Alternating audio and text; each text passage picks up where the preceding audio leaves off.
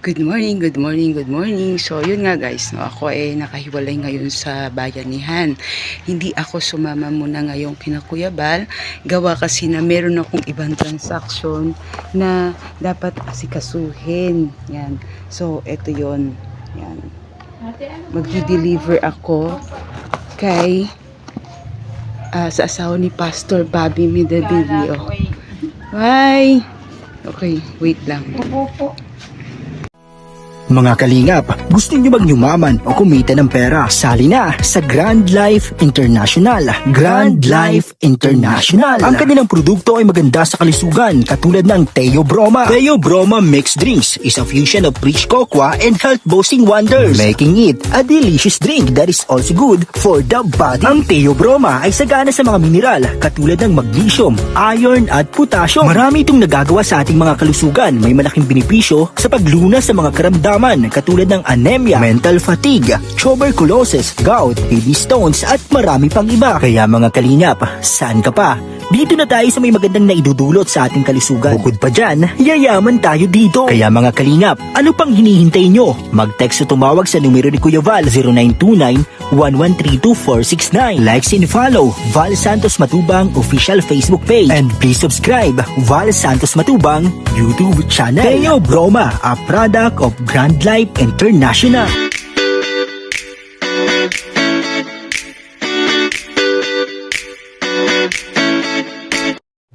So, at least meron naman pong pagbabago sa inyo dun sa dalawang sachet. Kung ano pong yung tulog nyo po, naging kamusta-musta po?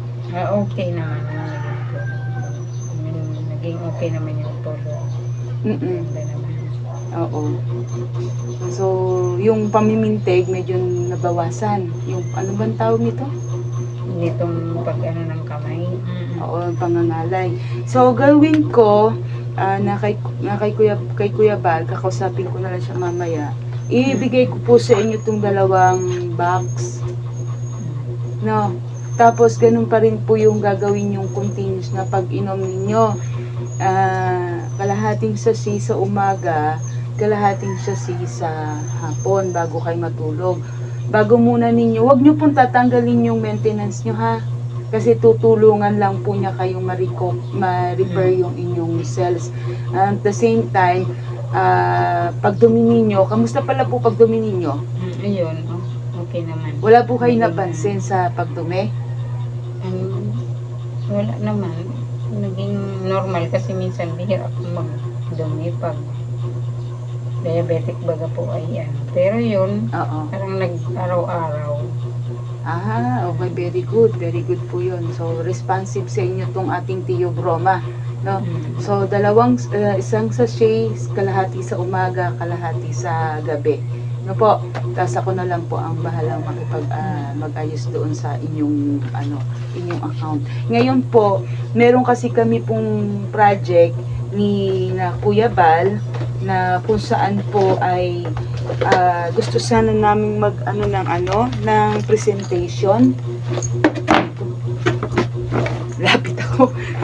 Ng presentation, sana kung sakali, kung kailan kayo available o po pwede na magkaroon kami dito ng presentation.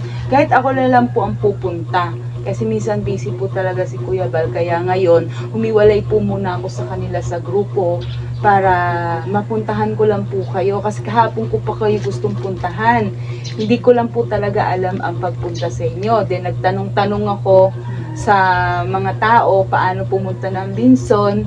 Ayun nga, tapos sinabi ko, naalala ko malapit kami sa simenteryo eh. Diba? Malapit eh, pumasok kami ng simenteryo. So, yun ang hinanap ko. Sabi ko dun sa trip, babalan po ako sa malapit sa simenteryo. Yung pala, pagkasabi kong yun, nandun na pala ako sa may, anong tawag dun sa lugar na yun? Nandiyan sa may papuntang Kalangkawan po. Kalangkawan ba yun? Opo. Kasi ang dinaanan namin ni Kuya Bal, galing kami Bagasbas nun eh.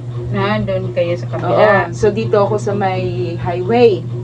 So ngayon, tamang-tama naman yung nasakyan ko rin tricycle. Kilala din naman po pala kayo.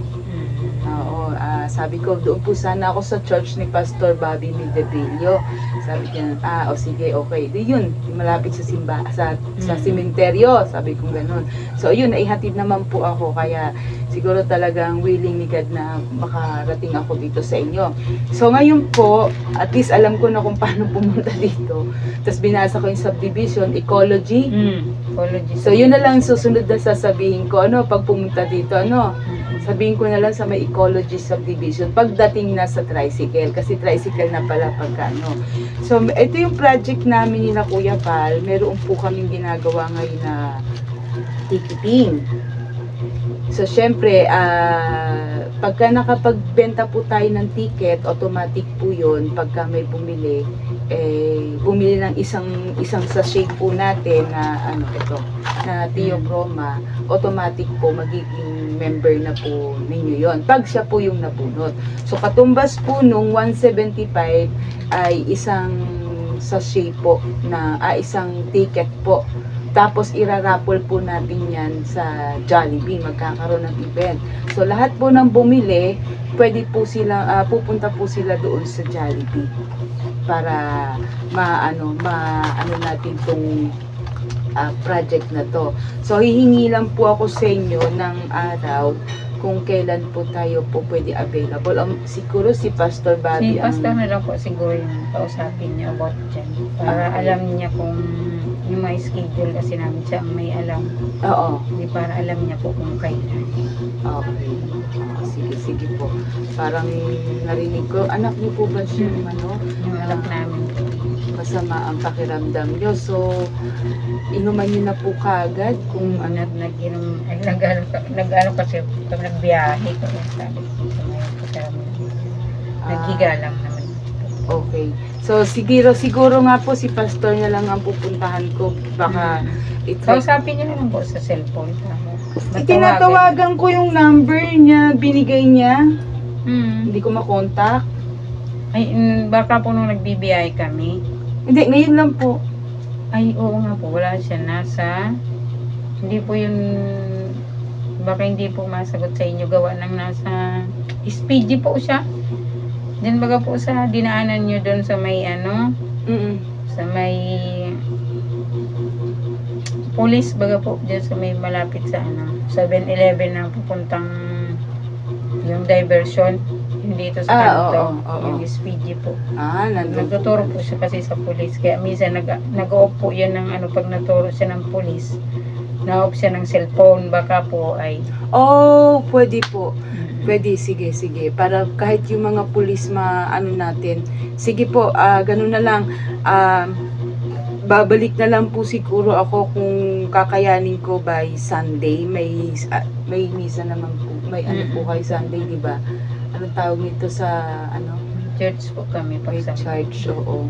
So, try ko pong makabalik ng Sunday. If not po, tatawag po muna ako uli. Tawagan mo na. Opo.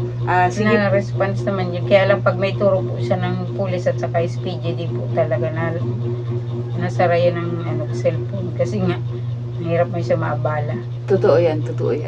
So, yun na lang po. At least, yung naiwan namin sa inyo, may good news naman na ano po nga yung nangyari nung pag-inom nyo nung 2 sachet pa lang yun, Po, yung nag-okay naman yung tulog ko, nag-normal naman po yung pag-CCR ko. Okay. So, hindi nga lang nag-consistent at nagtuloy-tuloy Kasi dahil naputol. Opo, kasi kami ay tumakbo ng Davao. Tapos pagbalik, hindi naman kagad na asikaso. Nung nagkita naman daw sila ni Kuya Val, ang product, naiwan naman daw yung product. So, nag-ano po talaga ako kahapon na yun nga, pinilit ko talaga makapunta dito ngayon. So, at least may konting pagbabago, and then ngayon magkukonsistent na yan. Tapos pagka naubusan lang po kayo, tawag na lang po uli kayo. Mura na lang naman din po sa inyo yun, 840 na lang po. Ano po? So, yun po, at ako po ay pabalik na rin po ng Padait. No? Try ko kung makahabol ako ng papunta ng Basod. May pupunta ni Kaya sa Basod. Nandun po kasi sina Kuya Bal ngayon. So, itatry ko makahabol doon. Ano po? Sige po, ma'am. Sige po. Okay. Thank you. Sige po. Pag ano nyo po ngayon, pag hiwalay na, kumain na kayo? Hindi pa po. At tama-tama, bago muna kayo kumain. Bago muna kayo kumain, uminom na kayo ng kalahati. Para then update nyo po ako. No po? Sige po, thank you. Bago Bye, kumain ito, ano? Bago kumain. Mhm. Or kung nakatapos naman na kayong kumain, okay lang din naman. At least 30 to 1 hour naman. Then bago kayo uli matulog. Start nyo na po ngayon. So may 2 weeks kayo dyan. 16 days kayo dyan na ma-recover. And then yung inyong sugar, take note nyo po palagi kung po pwede. Sige po. Sugar, tapos yung inyong, kung kakayanin yung magpa-creatinine, tingnan nyo yung mga mangyayari. Ano po? Okay. Wag aalisin lang yung maintenance, ha? Wag mo. Kumbaga, tutulong lang yan.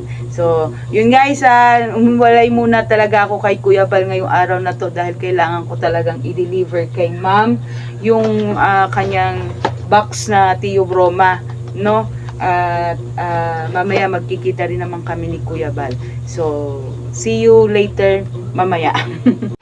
So, yun guys, na-deliver ko na yung product. So, babalik na ako ng sentro. Itatry kong bumalik sa Manggaro. Ewan ko kung anong lugar yun, no? Try kong bumalik doon at kausapin ko naman yung isang pastor kasi talagang kailangan ko lang talaga ng ng schedule para sa mga presentation. So ito ako, sasakay na ako ng tricycle. Sa highway po, sakayan ng jeep. Mamaya mag-update ulit ako kung mapuntahan ko yung isang pastor kasi kukontakin ko muna siya sa kanyang cell phone number. So guys, see you later alligator.